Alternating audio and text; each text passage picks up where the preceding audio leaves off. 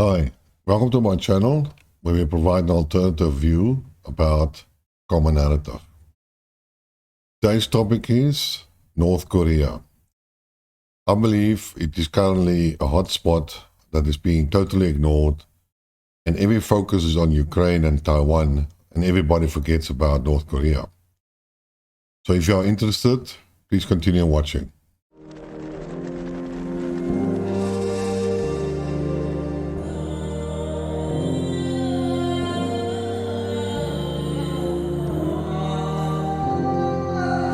Hi, welcome back to the channel. We have been hearing about Ukraine, and there's a lot of news regarding the war and the Western participation in the conflict, and weapon deliveries, and so on. And then the other hotspot that we hear is Taiwan, and China has to be contained, and Taiwan is the answer, etc., etc. And then we heard that Japan is modifying its constitution in order to be able to come to other partners' assistance. And everybody thinks it's about Taiwan. But the nearest country that is a hotspot is the Korean Peninsula, and especially North Korea and South Korea. Now, we all know there was a war, but there was never a peace treaty. There was only an armistice, and basically the war has been suspended. And I believe it's about the 1956 or so. So it's for a very long time that the conflict has been suspended on the peninsula. But it doesn't mean that war cannot break out again in that. In fact, the US is very aggressive in that respect. It is so aggressive that it has stationed a large number of American troops on the island and equipment, and holds regularly military exercises together with South Korea. In fact, it is so that the South Korean military doesn't even have command over its own military itself. The whole South Korean military falls under the American military command. A couple of years also back, America stationed some air defenses, advanced air defenses, that can actually look into China's backyard and gather information and intelligence about that. If one look at the matter of Taiwan itself, Taiwan is an island that once it has been surrounded by the China fleet and so on, it would be very difficult to resupply it and support it. In fact, there was a military exercise, well, not a military exercise, war games were recently conducted, and I'm not talking about the ones a couple of years back or last year or so. I'm talking about very new ones. And it was concluded, naturally, that the American forces will win. But the price to pay for this is going to be very high. The Americans will not be able really to resupply Taiwan. And if they want to get involved in the conflict, they will lose a lot of ships, vessels, whatever you want to call it, and a lot of men that goes with it. So will basically China, and Taiwan would be completely destroyed, but the victory will go to the Americans. But as I have said many times before, when I refer to the POSUM military analysis for Ukraine, it specifically stated that it's all a matter of numbers. Not numbers only in quantity, but numbers are the prices you have to pay. And the price that you pay in terms of military conflicts is human lives. Now, paying human lives is not something that the US can really afford. And we have seen it in Afghanistan, we have seen it in Iraq, and especially during the Vietnam War. Body bags is something that Americans cannot afford. So the price for supporting so-called Taiwan is going to be very high for the US, and I don't believe they will ever get involved in that type of conflict. So if Taiwan thinks that it can depend on the US to help them assist them? No, not in terms of manpower, but maybe invest in military, but that military equipment will be very short-lived and quickly destroyed or run out, and that's it. So it's a futile war, similar to what Ukraine is. However, Korea is a totally different matter.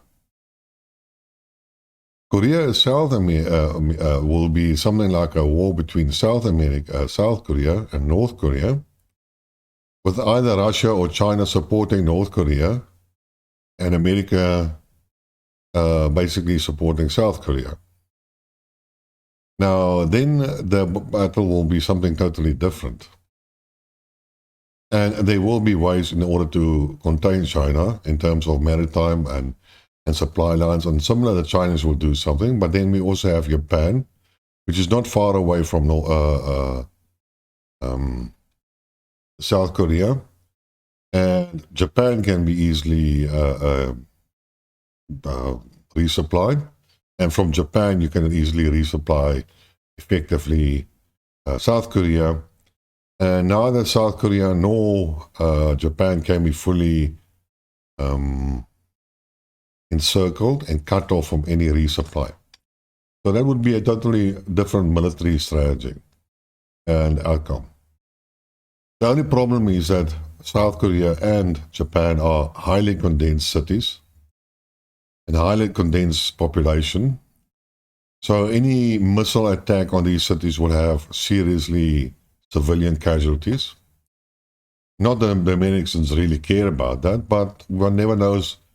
Would the Chinese have a similar policy of not targeting civilian infrastructure like the Russians do? And I doubt that. Because in terms of the Russians consider the Ukrainians as part of their brothers and family. But the Chinese don't consider Japan or South Korea as part of their family. In fact, Japan has, before the Second World War, occupied China and made a huge amount of human atrocities, committed a lot of, human atrocities. That's the right English word. But in any case, so there is some serious animosity between China and Japan itself. Well, we are not only talking here about military, but the economic ramifications are also significantly. But to really analyze it, we're going to have a talk about 5, 6, 7 hours of just talking. That's going to be boring. And not that I'm a big specialist on economic conditions either. So let's get back to North Korea.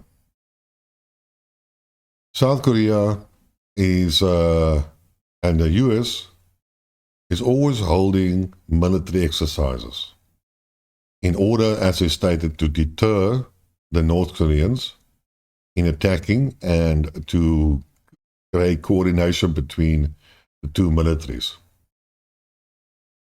But for me, military exercises, apart from having joint exercises and getting even multiple vessels talking to each other and so on, for those type of benefits, it's not really a deterrent. In fact, it's actually a motivator, just like sanctions. If you apply sanctions, they never work. And what it actually does is it entices another country to start homegrown production of the sanctioned items, or to make it independent from the sanctioning country, which at this stage is always the US. So that has never worked. And the same, if you do military exercises, you show basically your weapons to your enemy, and then your enemy can see precisely what you have and what you do, and then they can develop certain countermeasures against that. Apart from that, North Korea and Kim Jong-un is not considered as a rational person. I don't agree with that. He's a human being like everybody else. He has a family. He has people to look after. So he will consider the welfare of his country, and he won't start a war unnecessary. The problem is that they always talk about the war. And if America and Korea, it's not about facts. It is about perceptions.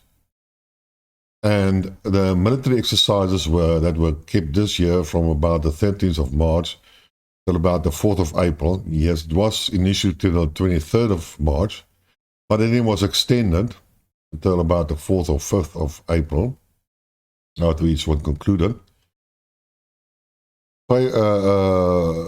North Korea always warned that this is an, how do I say it, declaration of war and an intention to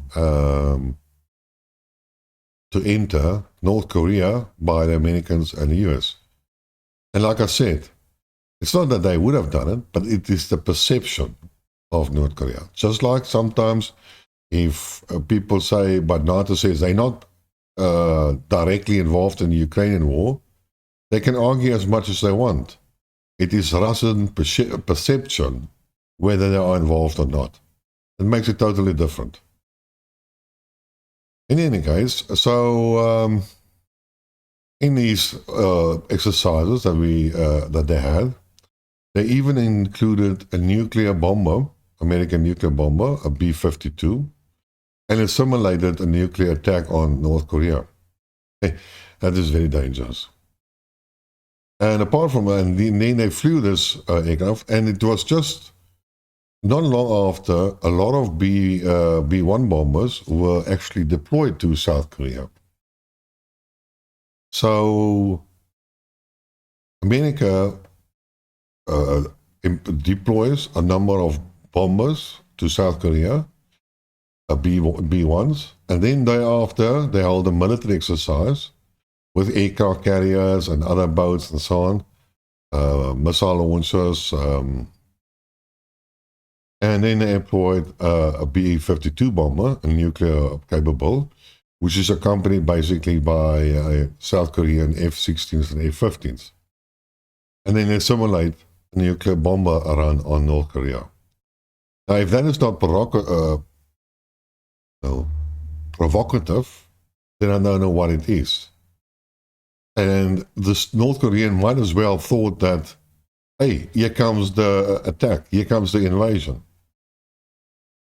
So all these things are threatening and actually, I would say, fanning the flames. Yeah, is that the right English one? Yeah, okay. So they're fanning the flames. And what then the response usually is of North Korea is they develop the necessary weapons. And in response to this, they warned that it is a declaration of war, and it can lead to unprecedented, persistent, and strong counteractions. And then the North Koreans actually fired a number of missiles, a number of short-range ballistic missiles, and which flew about 800 kilometers before hitting a target in the East Sea of Japan. And these ballistic missiles were equipped with a mock nuclear warhead. Now imagine that is what they do. Here you fire a certain missiles. Then they also fired a number of ICBMs that traveled about 1,500 kilometers and then hitting the intended targets in the Sea of Japan. And then,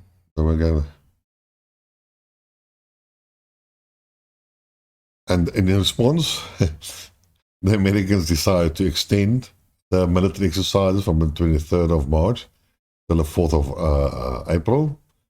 And in that period, they trained or not simulated an amphibious landing. Amphibious landing. That means you are invading North Korea. Now, just think about this. So you exercise a nuclear bombing run on North Korea. You are practicing an amphibious landing, which is an aggressive, an offensive exercise, both of them. Now, how would anybody else react in that sense? surely then North Korea must become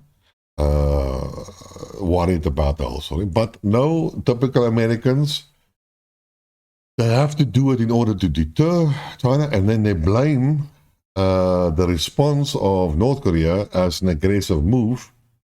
And because they name it like that, that is the reason why they decided to extend the military exercise. So what it actually means is I become aggressive, and when you react, I blame you for my aggressive behavior.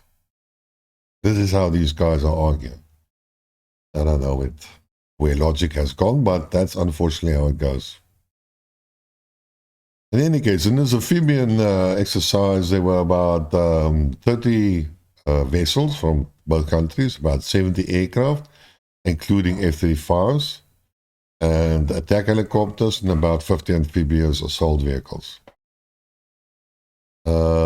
But what's interesting about this exercise is participating in the drills for the first time are several dozen British Marines with military personnel from Australia, France, and the Philippines observing them. So this is not a pure South Korea, US exercise. No. The British Marines were involved, and French, Australian, and Philippines military were there to observe the whole exercise. So how can America or South Korea, well, forget about South Korea, they just like a vassal, they just occupied as Germany's and as Japanese. If you want to talk about the end of the Second World War or the Korean War, that has never happened. America still occupies these three countries. So forget about any other argument. That's all bullshit. You can see it in the way that America treats these three countries. You can see the amount of military equipment in both of these countries, all three countries. So you can argue as much as you want, but the facts on the ground show you that they are not at peace and that they are still occupied by the Americans. But in any case, it's not only them. Now they have the British and the Australians and the French involved in this whole matter. And in response, what did North Korea? They unveiled another dangerous weapon, and that is an underwater UIV. They call it an unmanned underwater attack boat, but it looks like a torpedo, but it's very large and so on. And this thing stayed underwater for 41 hours. Then it was detonated in the waters of off North Korea, East Coast. And basically what Kim Jong-un said is that this weapon can have a nuclear warhead, and that they can use it to create a nuclear tsunami. And this tsunami will basically destroy, well, would you call it a battle group or aircraft carrier group? Well, if there's usually aircraft carriers surrounded by a number of other supporting vessels, and basically, if this thing explodes, then it will destroy that whole armada, if you want to call it, or what other name one can use it, with a big tsunami wave in terms of this explosion. So the North Koreans didn't go to the hypersonic missile aircraft destroyer, but they decided to let it go underwater. And that is then after, then the 4th of April, then for 2 days or 3 days, the American and South Koreans had again extended, or call it as another military exercise. But in this military exercise, it wasn't only South Korea and the US, but they also incorporated Japan as a third partner. So first you had the South Koreans, Americans, and British Marines, and now you have South Korea, America, and Japan. And that means that there is some form of alliance or preparations being done in order to counter Korea. Now, Korea is a small country, relative. So the same principle applies here, that with American power and so on, they can easily, theoretically, overrun Northern Korea, but they won't do it as they did in the previous one. It will be something very similar to what the Russians are doing. But again, so these things is not unimaginable. And getting Kim Jong-un excited or threatening him to make the wrong move, I don't believe is that difficult either. And that is why I consider this as a very high probability for a hotspot. Well, it is a hotspot, but for another war before Taiwan. Anyways, so then on the 14th of April, North Korea fired a test firing of another missile, intercontinental missile, which is called the Hwasong-18. And the difference between this missile is that it is a solid propellant rocket. Usually ICBMs are liquid fueled. They have something very similar to the space programs, oxygen and hydrogen, and then there you go. But if you look at, say, the Challengers, the space shuttle, they always had boosters. Those were solid rocket motors. And a lot of missiles are also built like that, short-range missiles. But in this case, they produced an ICBM with a solid rocket motor. And what it makes it so much different is that it's much easier and quicker to get it to launch. It's a question of opening the hatches and pressing the button, there you go. Where when you have a liquid-fueled ICBM, which is, by the way, called the Hwasong-17, then you have to first fill the tanks in the missile with the liquid nitrogen, and that's a whole procedure. And then only you can press a button, and then you have valves and pumps and all the other stuff that goes, and then and it goes off. So it takes a lot more time to get these missiles into orbit or into flight mode. Now, it is said that the Hwasong-17, the liquid fuel one, has a range of about 15,000 kilometers, and Pyongyang is about only 11,000 kilometers away from Washington. So the Hwasong-17 is supposed to be able to hit America, and with a 4,000 kilometer spare room, it might even be able to hit the east coast of America. So it is fully capable of reaching America. And now the question is whether this solid rocket motor will be able to have the same distance range to